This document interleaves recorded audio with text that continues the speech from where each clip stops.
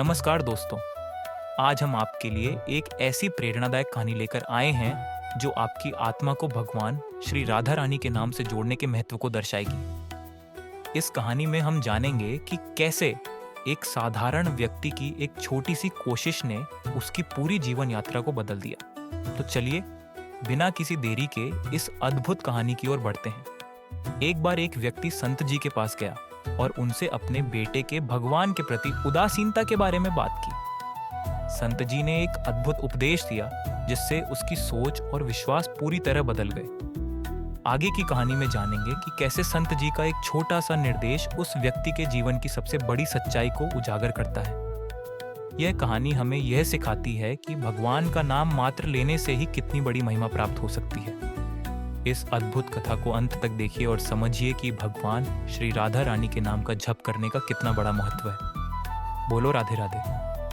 आशा है कि आपको यह कहानी पसंद आएगी। यदि आपको यह वीडियो अच्छा लगे तो लाइक, शेयर और सब्सक्राइब करना ना भूलें।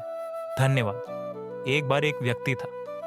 वह एक संत जी के पास गया और कहता है कि संत जी, मेरा एक बेटा है। वो ना तो पूजा पाठ करता है और ना ही भगवान का नाम लेता है। आप कुछ ऐसा कीजिए कि उसका मन भगवान में लग जाए। संत जी कहते हैं, ठीक है बेटा। एक दिन तू उसे मेरे पास लेकर आ जा। अगले दिन वो व्यक्ति अपने बेटे को लेकर संत जी के पास गया। अब संत जी उसके बेटे से कहते हैं, बेटा बोल राधे राधे।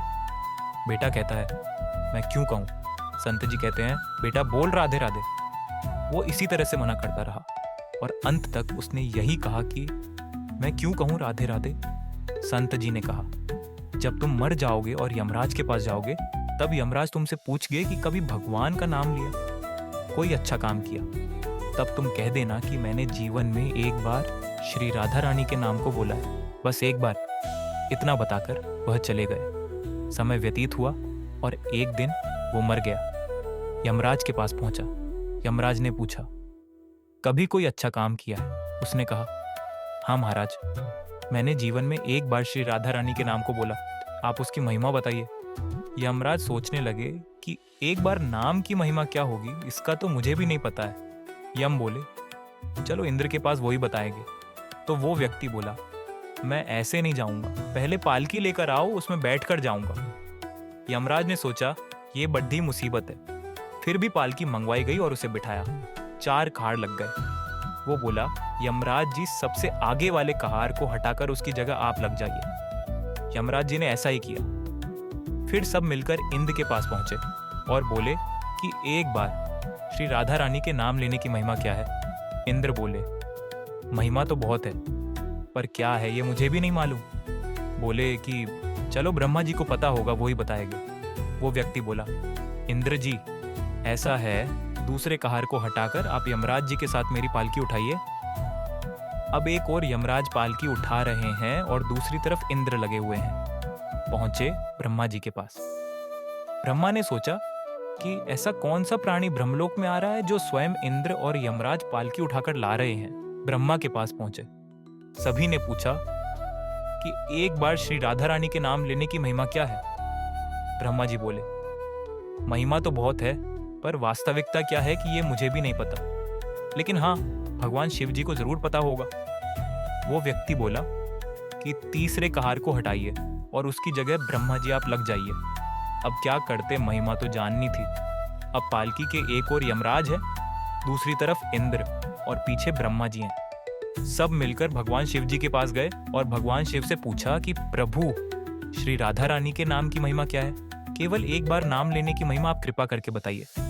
भगवान शिव बोले कि मुझे भी नहीं पता, लेकिन भगवान विष्णु जी को जरूर पता होगी। वो व्यक्ति शिव जी से बोला कि अब आप भी पालकी उठाने में लग जाइए। इस प्रकार ब्रह्मा, शिव, यमराज और इंद्र चारों उस व्यक्ति की पालकी उठाने में लग गए और विष्णु जी के लोक पहुंचे। विष्णु से जी पूछा कि एक बार श्री राधा रानी के नाम लेने की महिमा क्या है? विष्णु जी बोले, अरे जिसकी पालकी को स्वयं मृत्यु का राजा यमराज, स्वर्ग का राजा इंद्र, ब्रह्मलोक के राजा ब्रह्मा और साक्षात भगवान शिव उठा रहे हो, इससे बड़ी महिमा क्या होगी? जब सिर्फ एक बार श्री राधा रानी नाम लेने के कारण आपने इसको पालकी में उठा ही लिया है, तो अब ये मेरी गोद में बैठने का अधिकारी हो गया है।